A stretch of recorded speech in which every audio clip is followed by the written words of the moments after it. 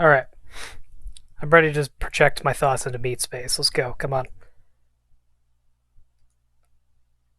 All right. So this article's problem-solving skills of the U.S. workforce and preparedness for job automation. It found that between 1997 and 2017, the labor force participation rates, or LFPR, for males in the 25 to 34 age group declined from 93% to 89%, and for the 45 to 54 age group, it declined from 90% to 86%.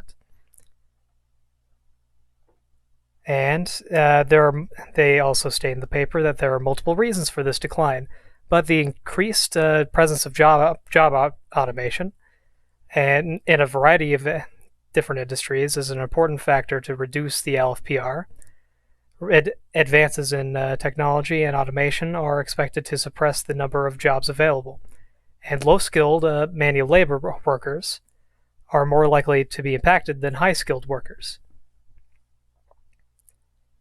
So we can, if we scroll down the paper, skipping over some of the smaller details, we find that they estimate about 47% of jobs in the United States are at risk of being replaced by automation in the next 2 decades.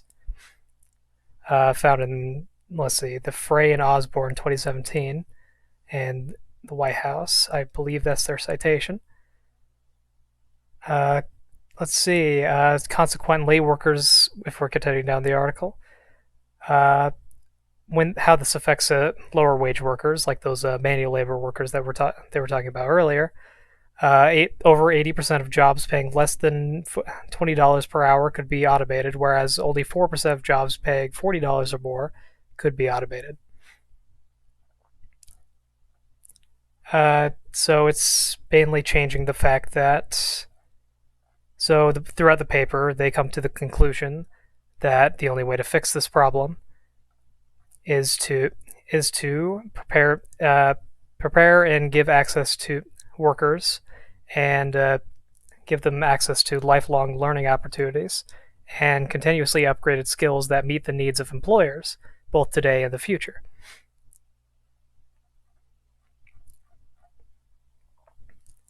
And if we see here, doing some simple math, so $20 an hour, if we times that to per year their gross income, we can say that they make about $38,000. And so if we're looking on this entire list from this graph created by the Bureau of Labor Statistics on the mean annual wage in the United States in 2019 by major occupational group, we see that under here, transportation, farming, personal care, building and grounds cleaning, and maintenance occupations, healthcare support, food preparation, and service-related occupations all fall below the $38,000 mark. So mainly the service industry is going to be affected by this change in the next 2 decades. These typically go without special training or college education, and in order to move up to these higher paying jobs that are going to be less affected, only 4%, as they say in the previous in the paper, you're going to need some form of higher education. Taking a look at, but we run into a few problems with that. Because once so for a lot of people in this country, the cost of college is just too high. In this paper taken from the Institute for College Access and Success, covering student debt in the class of 2018, written by Veronica Gonzalez, Lindsay Allen, and Anna Fung. I'm not going to try. I'm very sorry. Borrowers from the class of 2018 owed an average of $29,200, a 2% increase from the average of $28,650 in 2017. Utah fares a little bit better, on average owing about $10,000 less, So good for us. But even after we take Pell Grants into account, we students typically still owe $11,000, and if we're taking loans into account, students on average owe about $6,600. But that's their own. That's out of pocket and not something that is covered by federal or student loans. Well, federal or state loans, mainly affecting lower income students, lower income and minority groups. If we're talking about lower income and minority groups, they also face another challenge when coming to college. In a paper provided to us by the Hope Center,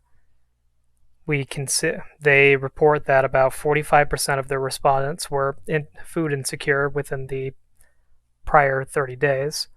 56% of respondents were housing insecure within the previous year. 17% of respondents were homeless within the previous year. Looking at their data a little further, they had a sample size of about 43,566, taken from 31 two-year colleges and 35 four-year colleges from 20 states, including Washington D.C. And if we're taught and going into detail, we can take a look at food insecurity. As they detail in their report, food insecurity is the limited or uncertain availability of nutritionally adequate and safe food, or the ability to acquire such food in a socially accepted manner. The 45% being taken from the two different numbers from two-year universities, which was 48%, and four-year universities, which was 41%. Each of these split into three different categories. They experienced some food insecurity. Slightly more than 90% assessed that they had a low level, and slightly more than 28% at the very low level of food insecurity. Or food security. Yeah, food security, not insecurity. And very low levels are that's the survey respondents by sector. Just to put a visual stamp on that. If we're now moving on to housing insecurity and homelessness. Housing insecurity includes a broad set of challenges, such as the inability to pay rent or utilities, or needing to move frequently.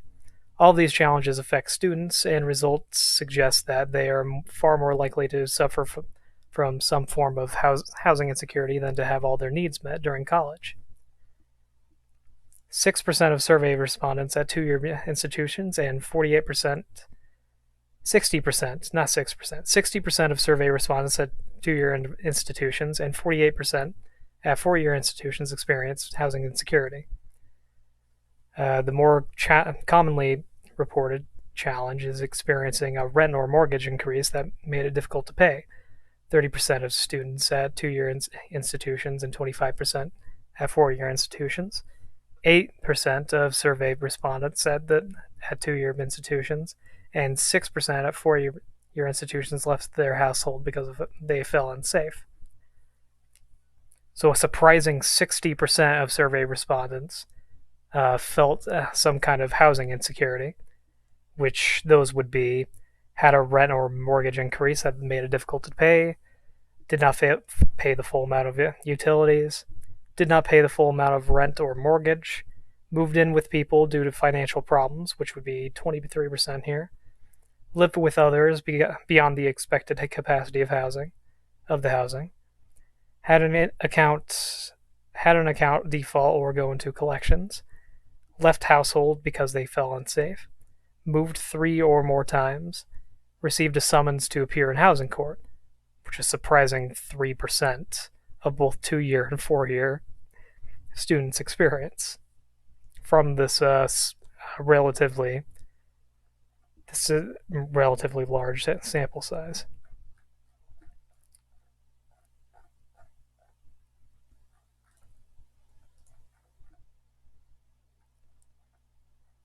And if we're going down to homelessness, homelessness means that a person does not have to have a stable place to live. Students were identified as homeless if they responded affirmatively to a question asking if they had been homeless, or if they identified with living conditions that are considered signs of homelessness. Homelessness was assessed as with a tool of development by the California State University researchers. So we're going to down here, any item. So if they said yes to any items, let's see, if they self-identified as homeless, only 5%, but temporarily with relative, friend, or couch surfing, 14%. And we can say that these two, if we combine that, let's see, at a treatment center detox, at a shelter, at a group home such as a halfway house. I think some of these numbers are still considered homeless, so if we combine some of these items, that would be, yeah, completely 18% and 14%, respectively. So if we're going over this, students have to pay out of pocket $6,600 and typically owe an average of $29,200 at the end of 2018. And many students are experiencing experience some form of housing insecurity or food insecurity. But how are they being helped? Well, many states have different programs to give aid to students beyond the Pell Grant. But some of these are given to people who might not need it. So the student aid is which is covered by Lauren Camera in the report, an article titled "Poor Students Rarely See Dollars from Free College Programs." Goes over the programs that I mentioned earlier. So for reading the article, both reports, one from the Education Trust that examines 15 existing programs and 16 proposed programs, and the other from the Institute of Higher Education Policy, which takes a deep dive into the flagship programs in Tennessee and New York, examine the structure of the programs, which they say ultimately benefit middle and upper class students. Almost all free college programs use what's known as the last dollar model, meaning they cover what's left of a student's tuition after all financial aid has been applied. For low-income students attending a community college, the federal Pell Grant typically provides enough aid to cover tuition entirely, but those students still shoulder the financial burden of books, food, and housing, which only a handful of state programs take into account.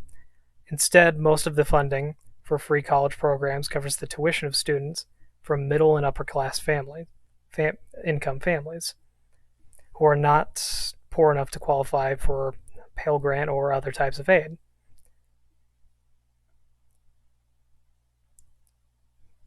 Let's see, and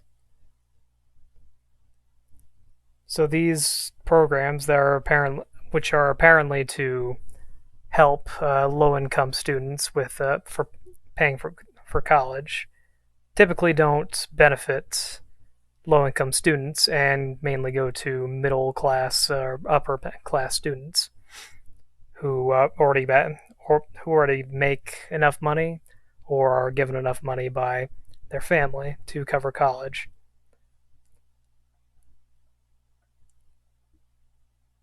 And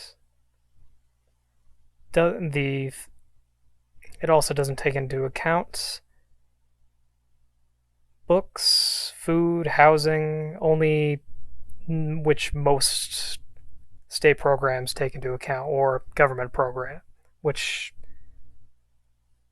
So each one of these, so causing that, going into that problem again. If you do end up getting your college paid for, you still don't have you still don't have access to the amount of time that you need to balance the two. Because in order to go to college full time, you have to be able to balance a full time job and college, which, if we're saying 15 credit hours, means times about 2 to 3 hours of homework outside of class each week. You times that by three, you'd be doing about 40, 45 hours of homework every week.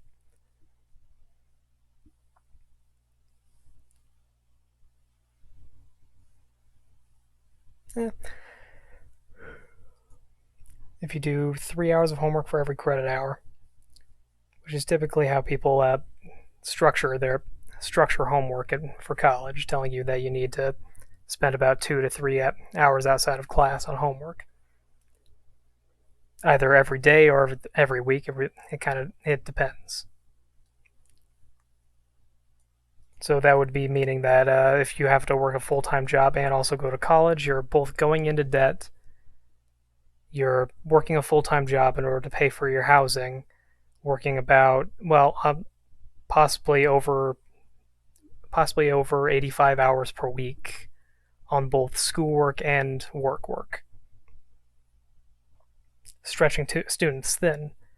This approach in this article by Emmy Martin, published by CNBC, titled 39% of college students would consider dropping out to avoid going into further debt, which is very on the nose. I'm kind of wondering what it's about now. But wait a minute. Huh. Let's discover this together. So, in a recent survey of 3,069 students by Magnify Money, found that 39% of those with loans would consider dropping out of school before graduation to avoid taking on more debt. Of those who would consider dropping out, more than half already owe 20,000 or more. Another 15% owe between 10,000 and 19,999. Should have just rounded to 20,000. Going further down, we can see the number culminated into one big, beautiful pile of over 44 million Americans collectively hold nearly $1.5 trillion in student debt. And 70% of students graduate from college with significant loans. Outstanding student loan debt has tripled over the last 10 years in the U.S., and the average borrower ends up $37,171 in debt upon graduation. Going against what the numbers that we found in 2018, but staying within the margin of very high. Let's see. And then the Federal Reserve also estimated that the average monthly student loan payment has increased from $227 in 2005 to $393 in 2016, and over an over $150 increase. We can see that school is only getting more expensive as time goes on, and not less or staying the same.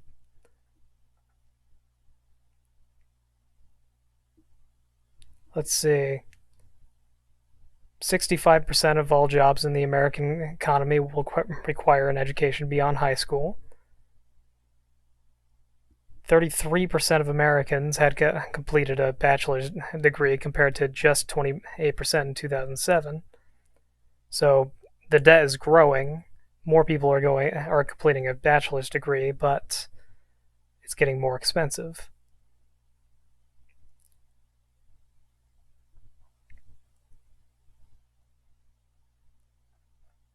So, putting all this into account, students are afraid of going into further debt. Americans collectively owe $1.5 trillion in student debt, and the average debt for each individual is about $29,000. Where do we go from there? How do we fix that? Well, we have to fix the most immediate problem, which would be the massive amount of debt that people are already buried under currently. And where you can find some of that information would be some progressive candidates' campaign descriptions, or their where they describe exactly how they can alleviate this kind of this problem. This one taken from the Bernie Sanders campaign website goes into exactly the benefits of the cancellation of the student debt. It focuses more on the GDP and deficit, well, the government deficit. It doesn't cover necessarily the social effects, but it does pay some lip service. But this mainly serves to alleviate a lot of people's issues with saying that this is undoable, or some of these policies are completely unreasonable. The macro from the Bard College, or yeah, I believe it was the Bard College. Just let me double check that.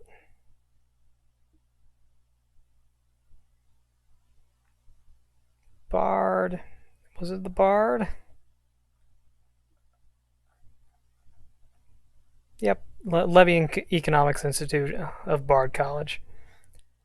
It goes into the different details on how to fix this problem. Research shows that this level, going into the article, research shows that this level of debt hurts the U.S. economy in a variety of different ways, holding back everything from small business formation to new home buying, and even marriage and reproduction. It is a problem that policymakers have attempted to mitigate with programs that offer refinancing or partial debt cancellation. But what if something far more ambitious were tried? So what they propose is that we cancel existing student debt, and it's further this idea is further built upon on the Sanders website, where he goes into detail on how to rebuild after we do this. This is the first step, and I believe that this first step is one of the most important to alleviate these the 18% homeless statistic, the 60% housing insecurity, the 60% housing insecurity, the 48% food insecurity statistics from the Hope Institute. It's how we alleviate the $29,000 of debt that students are put into in order to just have a basic education and be able to be successful in the future and our economy going forward. If you look into this and you see the problems that we're going to be facing the next 20 years, and you want any sort of security with your job, you need to be able to enter the workforce. You need to be able to enter higher education in some way, shape, or form. And in order to do this, we have to reform our colleges to be more affordable and to be less scary to the American citizen. This is a good first step to at least alleviating some of the worries that some students might have about their future, and alleviate some of these social ills that are caused by it.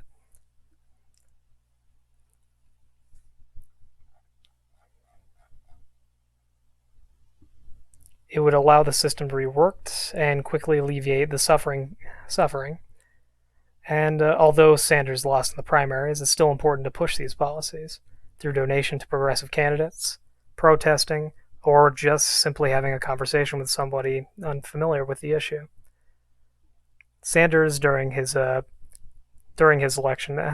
election as the Democratic primaries, his slogan was "Not me, us." I think it's important for us to continue pushing these policies forward, regardless of who's in office.